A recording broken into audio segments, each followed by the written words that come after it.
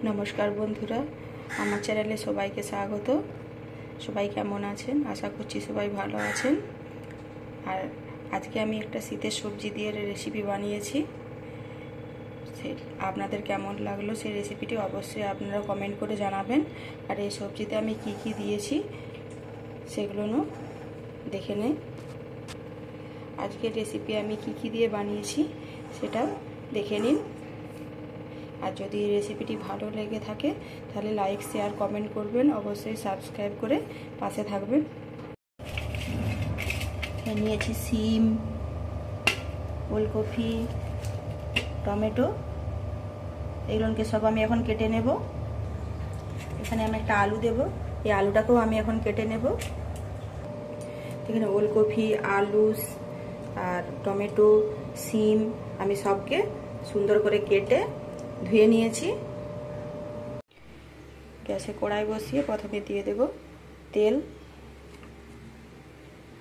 প্রথমে বড়ি ভেজে নেব। বড়িগুলোকে এখানে আমি লাল লাল করে ভেজে নেব। বড়ি ভাজা হয়ে গেছে, বড়িগুলোকে আমি তুলে নেব। সিমগুলোকেও ভেজে নেব। সিমটা আমার ভাজা হয়ে গিয়েছে, সিমটাকেও আমি তুলে নেব। কেটে রাখা আলুগুলোকে দিয়ে দেব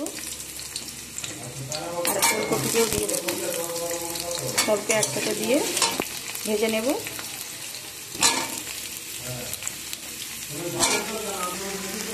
মধ্যে দিয়ে দেবো অল্প লবণ, দিয়ে ভালো করে নাড়াচাড়া করে নেব। এগুলোকে আমি এবার তুলে নেব। এই তেলের মধ্যে দিয়ে দেবো শুকনো একটা লঙ্কা, দিয়ে দেবো গোটা জিরে, দিয়ে দেবো 5 ফোড়ন। সবকে নাড়াচাড়া করে নেব। এর মধ্যে দিয়ে দেবো টমেটো, দিয়ে দেবো আদা বাটা, একসাথে সবকে মিশিয়ে নেব। দিয়ে দেবো জিরে গুঁড়ো 1 চামচ, হলুদ গুঁড়ো আর দিয়ে দেবো লঙ্কা গুঁড়ো। দেবো অল্প পরিমাণে জল, শুকনো মশলাগুলো যেন উড়ে না যায়। এই সবকে একসাথে মিশিয়ে নেব। মশলা কষানো হয়ে গেছে, এর মধ্যে দিয়ে রেখে সবজিগুলো দিয়ে দেবো। আলু, ওলকপিতে নেড়ে রেখেছিলাম দিয়ে দেবো। ভেজে রাখা সিমগুলো দিয়ে দেবো। দিয়ে সবকে ভালো করে নাড়াচাড়া করে নেব। একসাথে ভালো করে মশলার সাথে কষিয়ে নেব। আমার এখানে কষানো হয়ে গিয়েছে, দিয়ে দেবো পরিমাণ মতো জল। এখানে আমি জল দিয়ে দিয়েছি, এবার চাপা দিয়ে দেব। এর মধ্যে আমি এখন ভেজে রাখা বড়িগুলো দিয়ে দেব। দিয়ে আরও 2 মিনিট ফুটিয়ে নেব।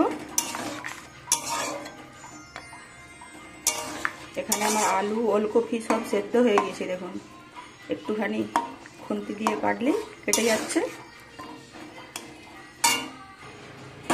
তো এখন এটা আমার হয়ে গিয়েছে, এটাকে আমি নামিয়ে দেবো। শীতের প্রথম ওলকপি, সিম, আলু, টমেটো এসবের তরকারি খেতে খুব ভালো লাগে। একদম মাখা মাখা হয়েছে। এখন এটাকে নামিয়ে নিচ্ছি আমি। তো ধোঁয়া ওঠা ভাতের সাথে দুপুরে এরকম গরম গরম তরকারি কার কার খেতে ভালো লাগে কমেন্ট করে অবশ্যই জানাবেন। আর আমার চ্যানেলে নতুন হয়ে থাকলে আমার চ্যানেলটিকে সাবস্ক্রাইব করে আমার পাশে থাকবেন। সবাই ভালো থাকবেন, সবাই সুস্থ থাকবেন।